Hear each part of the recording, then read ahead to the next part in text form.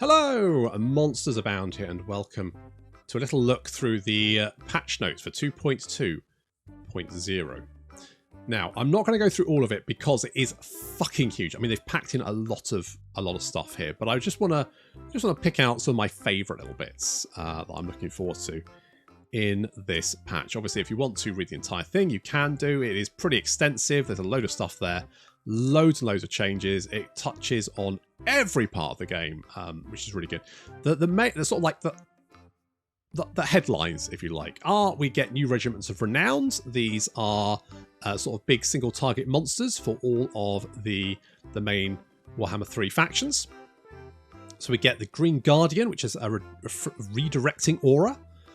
We've got a Bloodthirster who gets... Now, I just want to point out that even by Bloodthirster standards, the Bloody Fist stands apart. With every savage yet precise blow, it grows stronger, while its enemies are pounded to a gory blot on the landscape. The actual ability gains damage resistance when near large enemy targets. This does not sound like this, right? This sounds like some sort of like intensity buff. This is a damage resistance when it... Not the same thing, okay? Just throwing that out. We get an Elemental Bear, which has Heart of Winter, which is quite potent. A Great Unclean One, which can heal himself, so he gets a damage aura, but heals himself at the same time. He also loses Miasma of Pestilence, gets Spirit Leech. So I guess with Spirit Leech and what's the other spell they have? The single target one. He can do both of those on a character and do significant damage.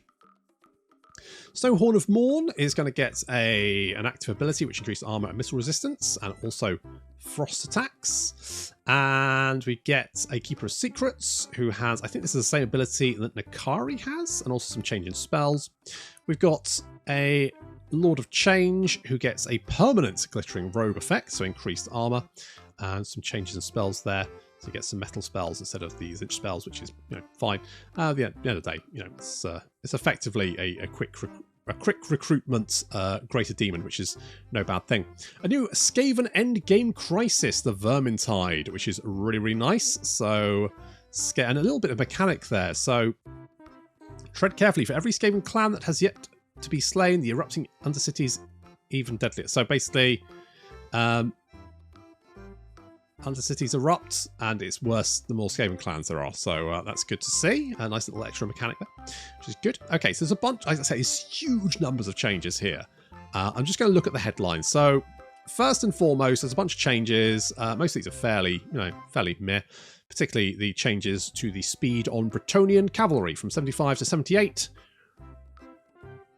Woo! I'm exploding with joy. That's my explosion. Not going to do fuck all. Some changes. This is all mostly meh.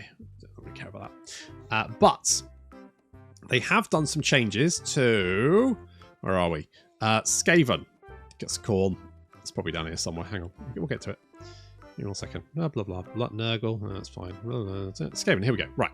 So, we've got the Vermintide, but we've also got some changes to Lord effects, which is very nice. So, Clan Moors now gets a food cost reduction for Menace Below. They get +5 additional uses of Menace Below before, so they can purchase up to 5 additional uses, and reduced upkeep for Clan Rats and Stormvermin by 25% faction wide, which is really nice. Now, Queek does lose his 50% upkeep reduction, but you get that 25%. So basically, he loses 25%.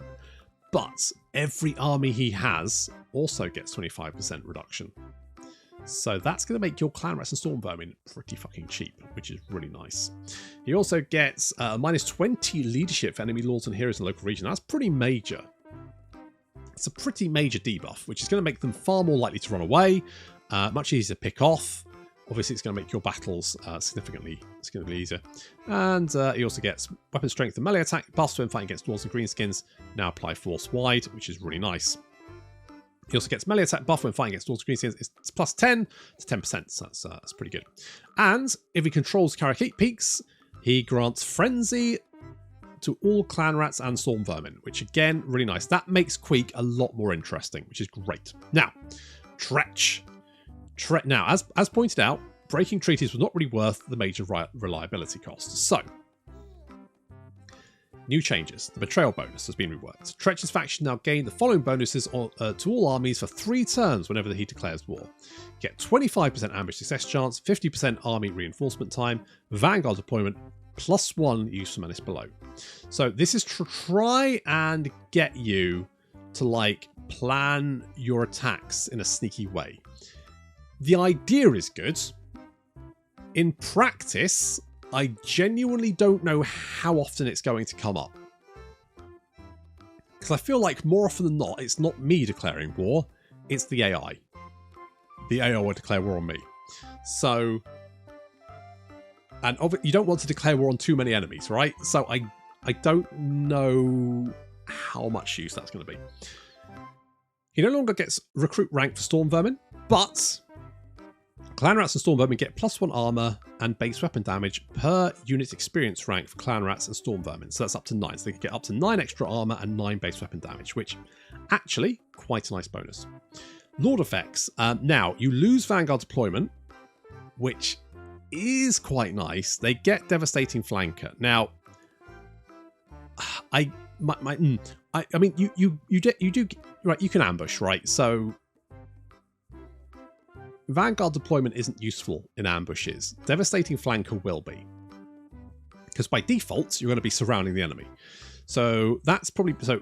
If you don't get the ambush, Vanguard deployment is better. If you get the ambush, Devastating Flanker is better. So I'm undecided about that, but it is trying to make Tretch a bit more interesting. So I, tick there like that. The other changes that have been made that were a little bit interesting, I did think, was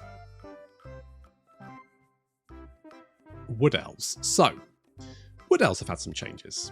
Orion has lost his +10 leadership in forest battles and 15% upkeep for cavalry units. Both these were fucking boring, so good. Oh, no. Good, they're gone.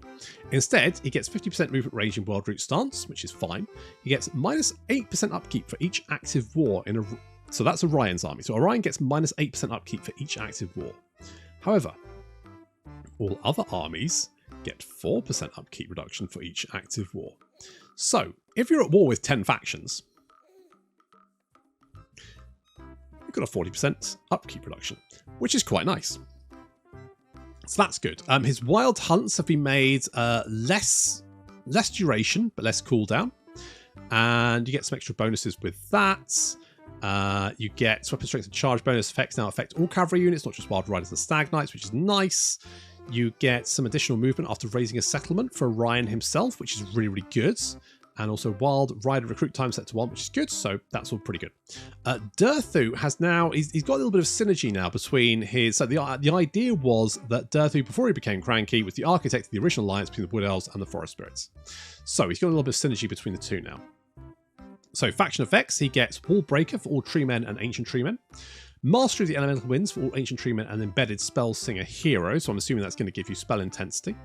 Passive, so he gets Wrath of the Rood, map-wide missile damage buff when casting for Ancient Treemen. And he no longer gets the 50% reduction in costs of branch raise and +10 melee attack in wood battles, which is good because those were very boring anyway.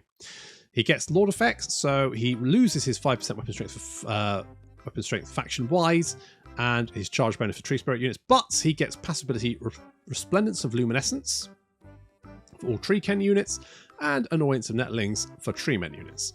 I don't know, so that's his Lord effects, not his faction effects, so I'm assuming that's just for him. So his Treekin get Resplendence of Luminescence, and his Treemen get Annoyance of Netlings, which is fine.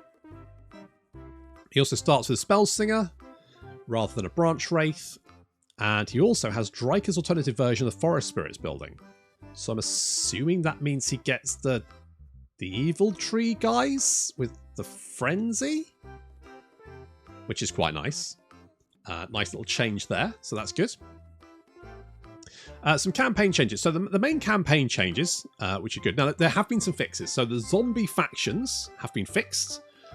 So that was like the Norscan factions for the Warriors of Chaos that would come back and then just do nothing. They would just dribble on their shoes. They have been fixed, which is really good. Also, armies that spawn due to things like the Slanesh Disciple Army and the Khorne Skull Army, question mark, no longer increase supply lines. So thank fuck for that. Great change there. Really glad about that.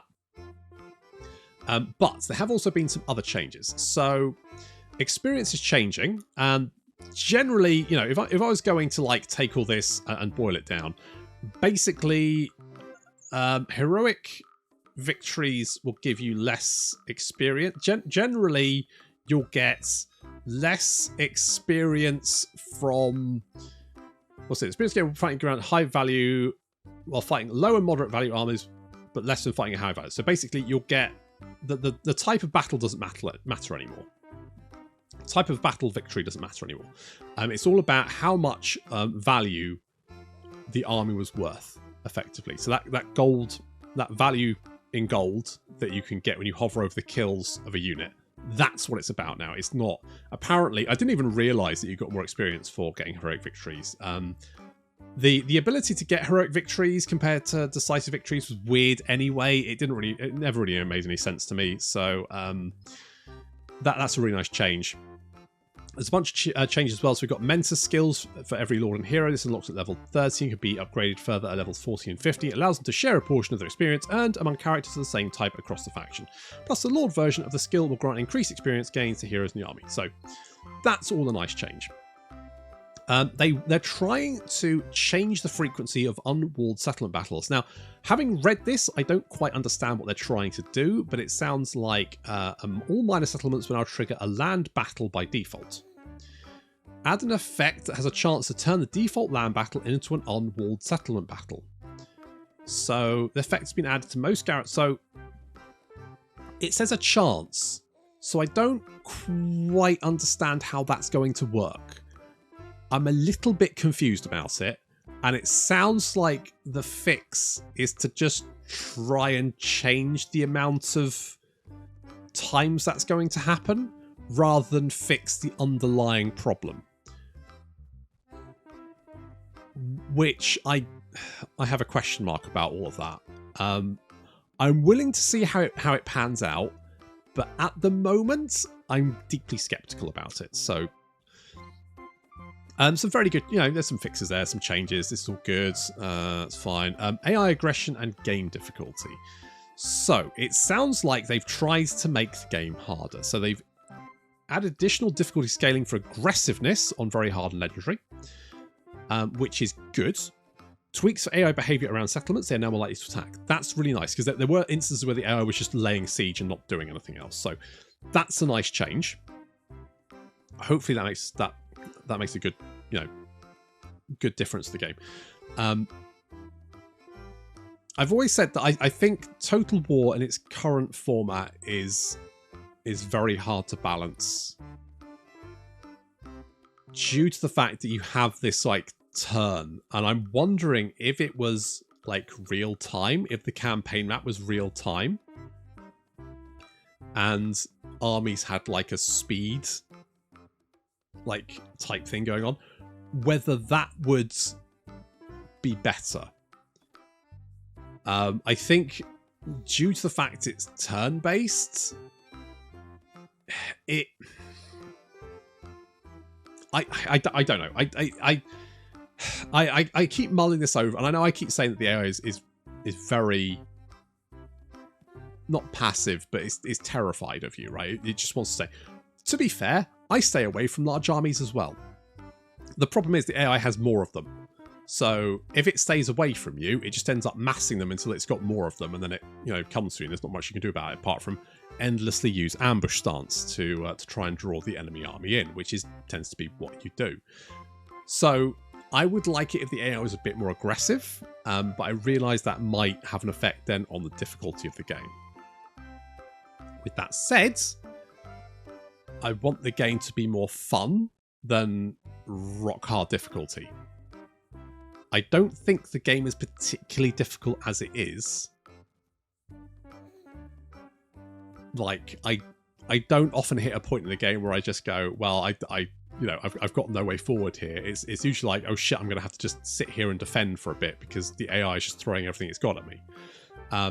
Now that's just me. Obviously, I realise that there might be people out there who do find the game difficult, and that's totally understandable. That's fine.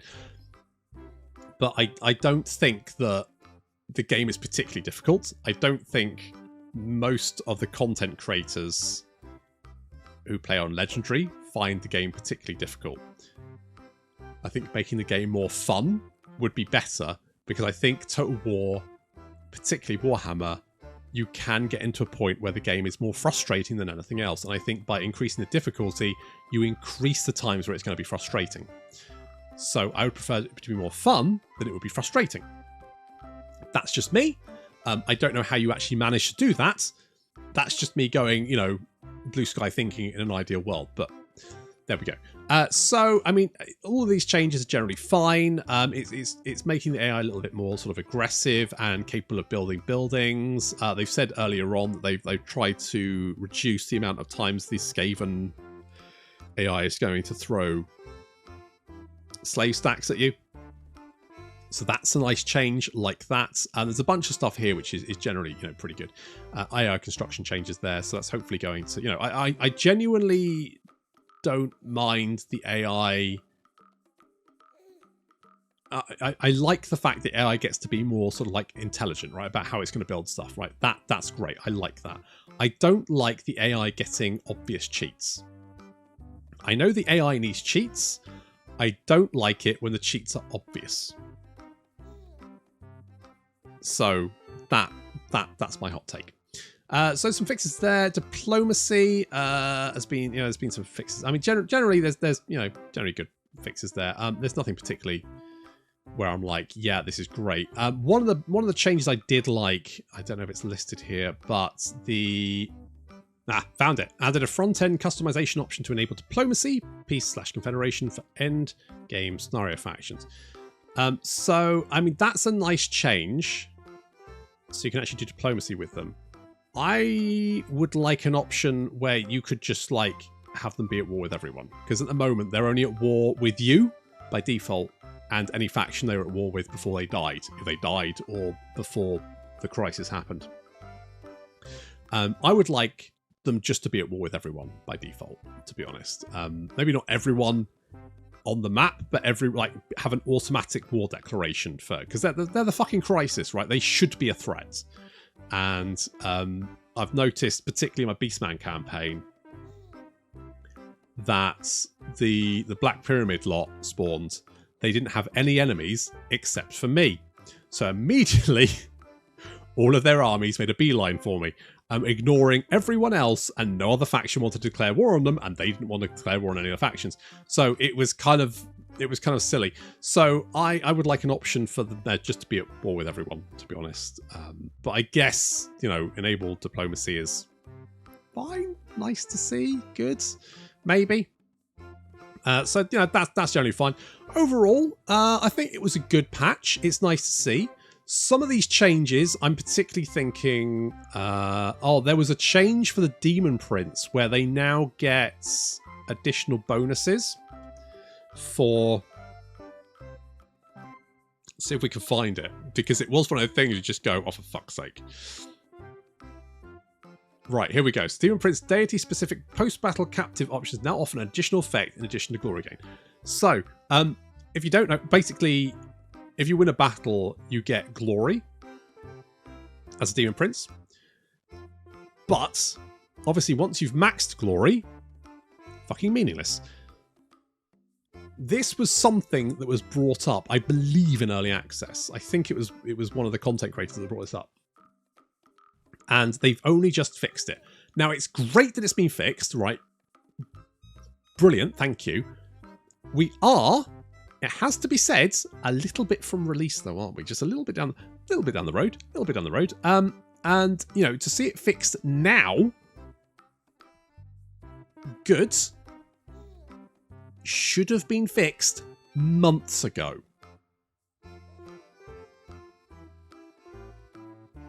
I'm glad it has been fixed. I think this patch is a really good one. This is great. This is something that should have been in the very first patch. In fact, I'll go further. It should have been something that should have been in at release. And I think that there's a few things in here where I just go, I'm glad it's fixed. I don't understand why it's taken this long. Now, obviously, I don't have a magic mirror which is going to let me see into, you know, CIA's working practices, but there was a mod that fixed this. A mod that fixed this. Pretty much as soon as mods could be added to the game. And you do have to question why it took this long. Because this is not a big change to the game. So, this patch is great, right? I would definitely give it a strong 9 out of 10. There's some really good fixes in here. They've also fixed the audio bug that I kept noticing when you zoomed in on a particular order and stuff, which is great. There's a lot of really nice changes in there. Obviously, I've just picked out the ones that I, you know, were the headlines for me personally. But there's a whole wealth of changes in here, which is really, really good. A bunch of fixes to crashes and hangs and all that kind of good stuff, which is, you know, I didn't really hit very often, but that's great. But, you know, stuff like this should have been in months ago. I'm glad it is. I'm glad it's there. That's great. It just makes me worry about, you know, why we're only just getting to this now. But there we go. Really good patch. Loads of stuff in there. Like to see the inclusion of the Vermintide. That's really nice. And, you know, more Regiments of Renown. That's good as well. Generally very, very good. Definitely a strong 9 out of 10. This, you know, smiley face, this is what we should have seen months ago. Months and months ago. This is what we should have seen at the start of the year. This kind of stuff. I mean, obviously, you know, we didn't have any Immortal Empires, and obviously they were probably working very hard on getting Immortal Empires out, which they did eventually. And I do think it should be said that amalgamating 3 games into one giant map is a fucking Herculean effort. Right, it's not an easy job. Basically, a fucking miracle that it works as well as it does. So that's really, really good. But I do think there's a bunch of stuff in there that you could have thrown to the player base months and months and months ago, which we're only just now getting. So, very good. Looking forward, I think we're getting another patch in November, which is great. Particularly because of, you know, just how beefy this one was. Fantastic. Really good patch. Definitely, you know, take your time skimming through. I was going to do like a full read through, but to be honest, it was just exhausting. I got halfway and then decided not to bother and just pick out the particularly good points, because there is just so much in these patch notes, which is really good. So thank you very much for watching, and I'll see you next time.